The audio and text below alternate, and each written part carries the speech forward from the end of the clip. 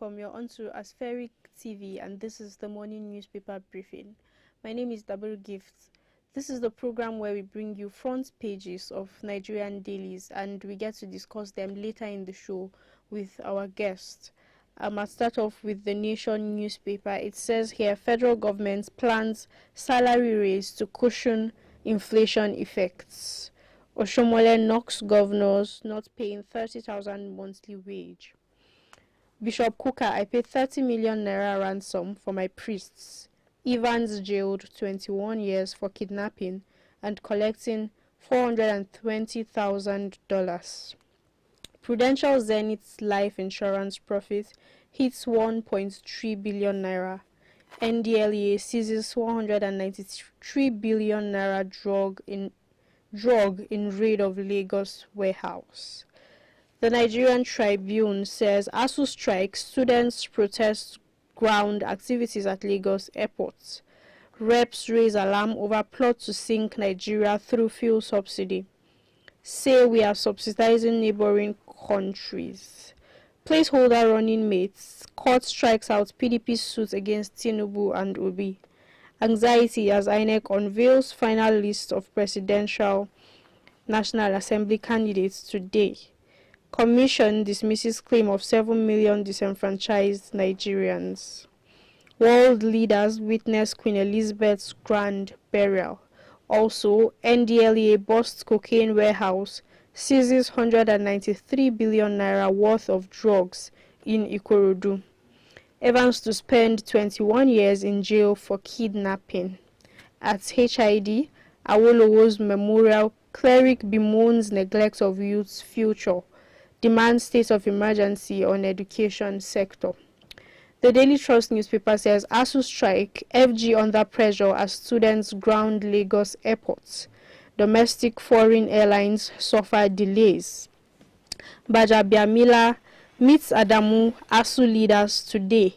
Court rules on government suits tomorrow. FG considers pay rise for workers over inflation. Evans co-defendants sentenced to 21-year jail for kidnapping. NDLEA seizes 193 billion naira cocaine in Lagos, arrests 5 barons. Disquiet over selection of core investor for Nigeria Air. 2023 campaigns, Lawan, Baja, Jega, Kuka caution against hate speech. Queen Elizabeth's funeral, testament to brotherhood among nations, Osibanjo. Bandits kill 4 children, abduct 16 others in fresh Niger attack. The Punch newspaper says, Queen Elizabeth's funeral. World leaders, over 4 billion audience bid farewell. Buhari to launch $100 billion SDG financing framework. National Assembly resumes 2023 budget. CJN confirmation top agenda. NDLEA seizes 194 billion naira cocaine in Lagos, arrests 5. PDP autumn warns Atiku, Fayose, sues for peace. Corruption ruining Nigeria, fuel subsidy organized crime, Obi. Sands reacts as Evans, ex-soldier, bagged 21 years. Students targets Apapa ports after airport road blockage. The Daily Sun newspaper says angry students block Lagos airport road, targets seaports, cause flight disruption, gridlock. Passengers groan, airlines forced to reschedule flights. Government officials behind all thefts, Obi, describes subsidy as organized crime, outlines economic blueprints. Autumn warns of danger in ignoring Wike.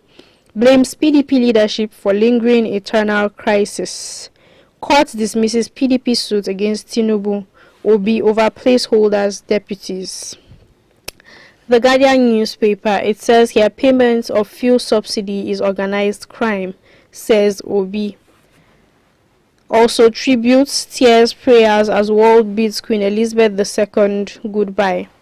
Tinubu appoints Akeredolu as Southwest campaign coordinator. The Leadership newspaper says Queen Elizabeth II world bids final farewell to Her Majesty. Students shut down Lagos airport over ASUU strike. Court rules on FG suit on Wednesday. Those are the newspaper headlines. We'll go on a quick break. When we return, I'll have my guests and we'll discuss some of these headlines. Please stay with us.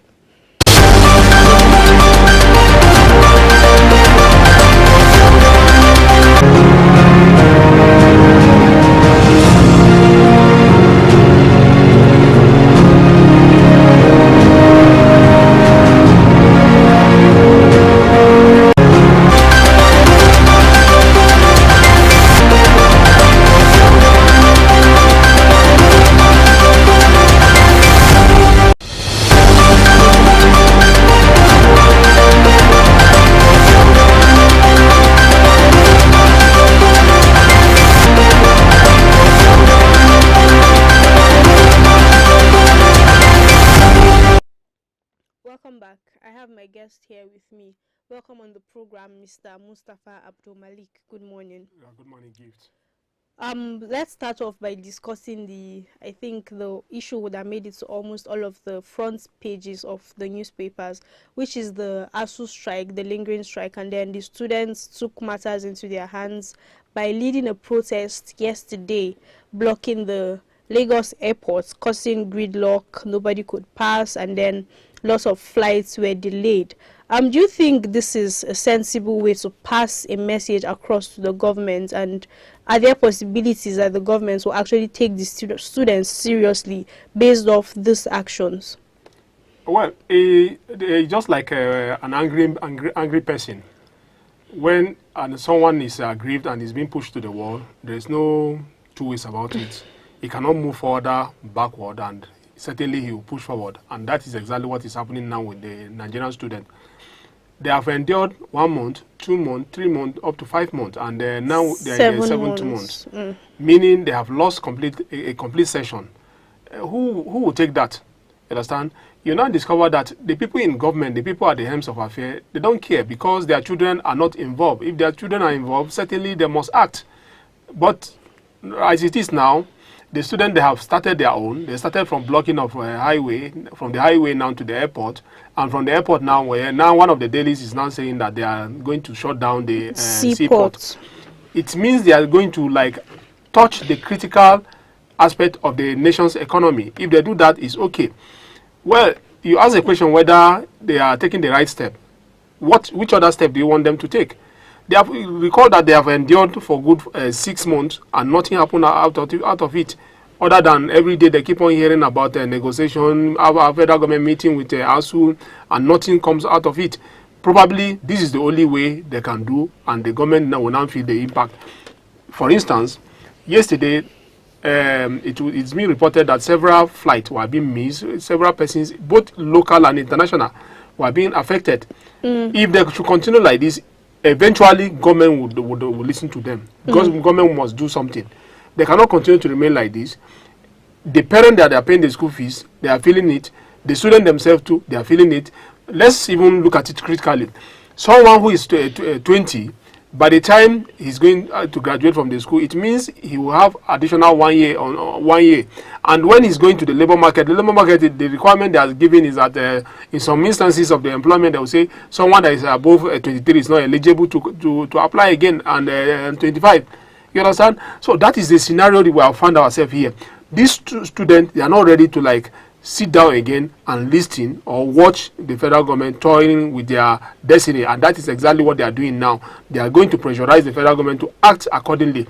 Well, whether they are going to get it right or not, we don't know.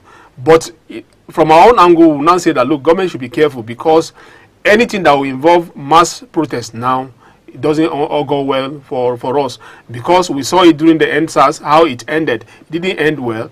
So the government should not give room to that the situation whereby the student will not take laws into their hand and hit the road, hit the seaport, and some other critical aspect of the nation's economy.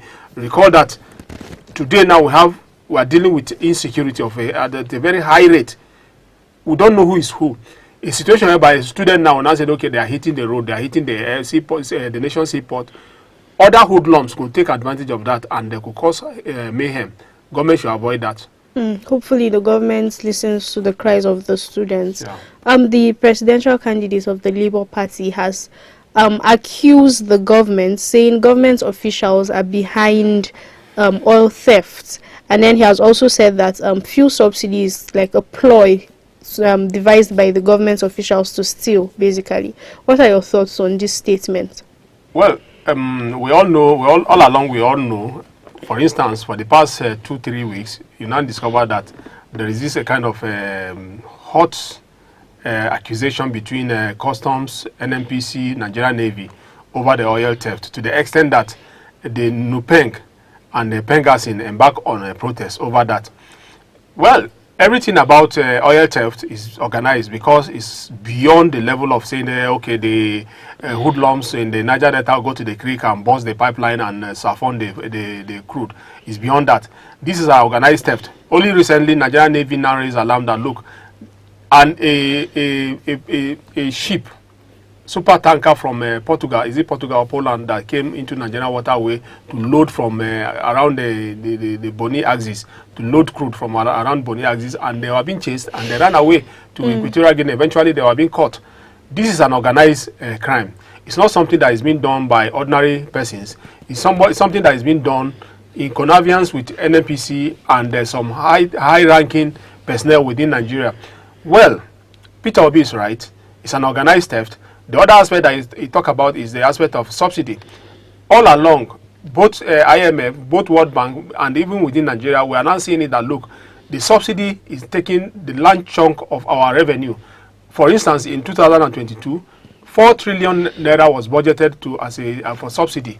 That money is so huge. That money, when it's been channeled into something like capital project, you could see that the effect, everybody, Nigerians will feel the impact. For instance, if it's been channeled into road project or probably in a railway sector, we could reap the benefit as Nigerians.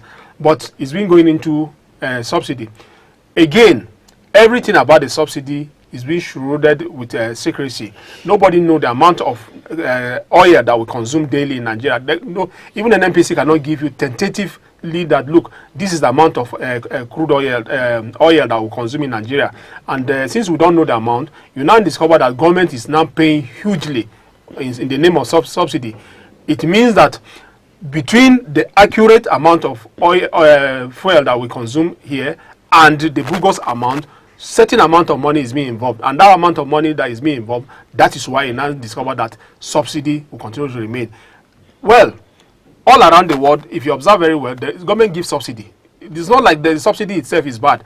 It's just because the subsidy in the oil industry that government is giving, since it's something that is not transparent, that is why people are now calling to say, okay, it should be removed, because that large amount of money going into subsidy, at the end of the day, certain people are benefiting from that subsidy.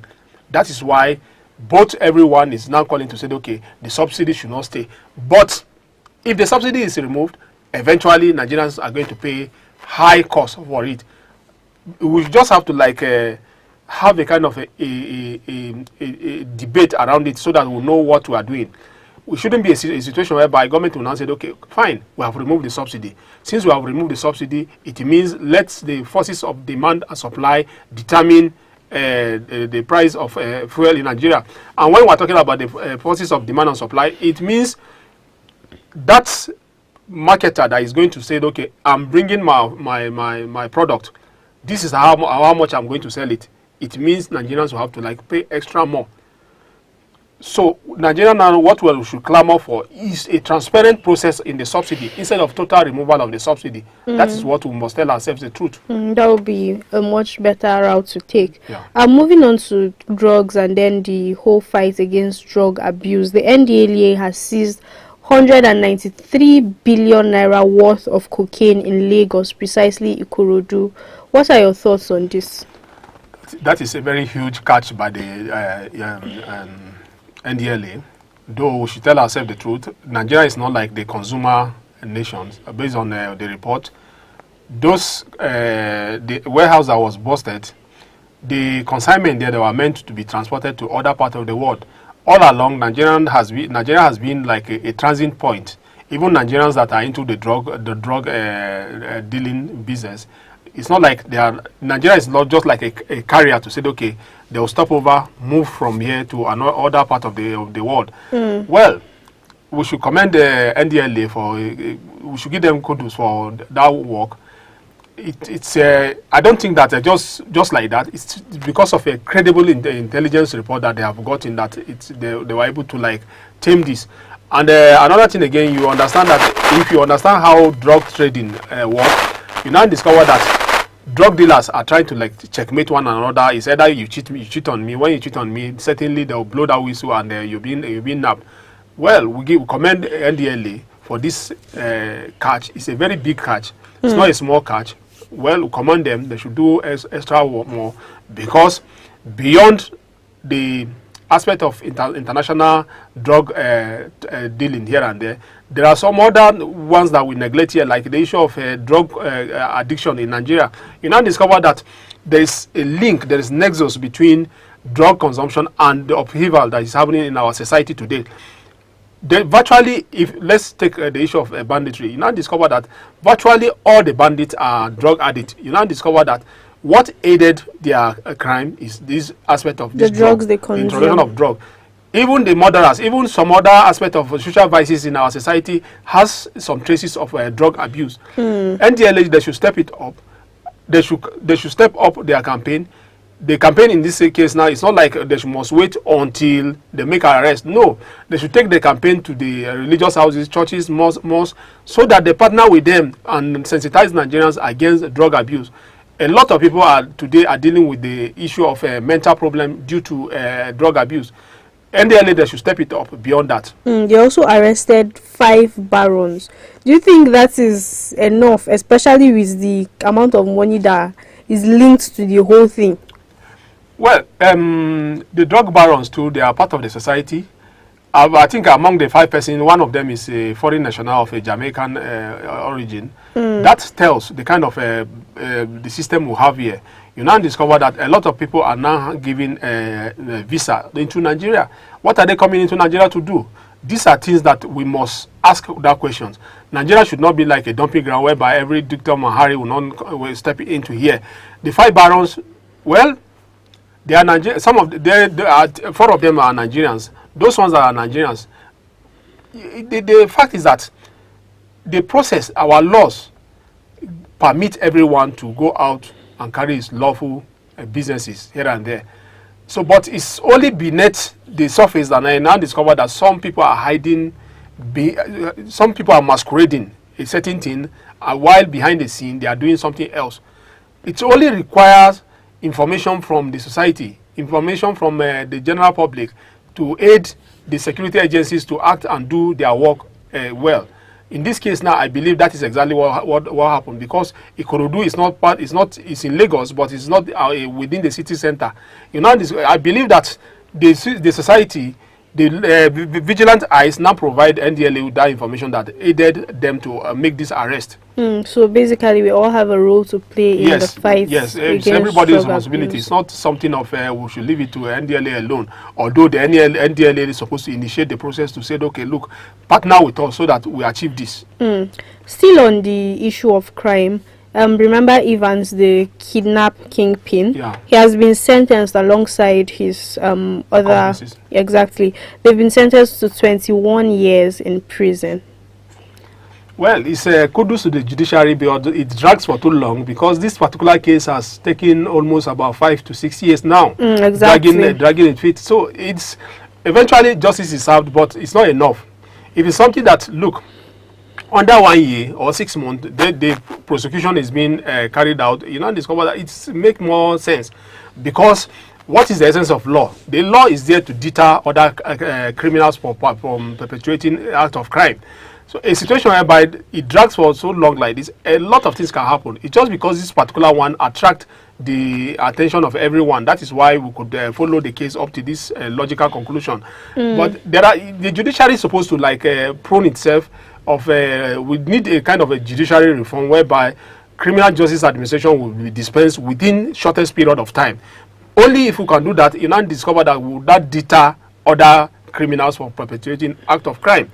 Take for instance like banditry now today. Nobody, I cannot recall the last time we had a case of this nature to say, okay, so bandits that are being arrested between Kaduna and the Abuja road are being prosecuted. No, I don't see that.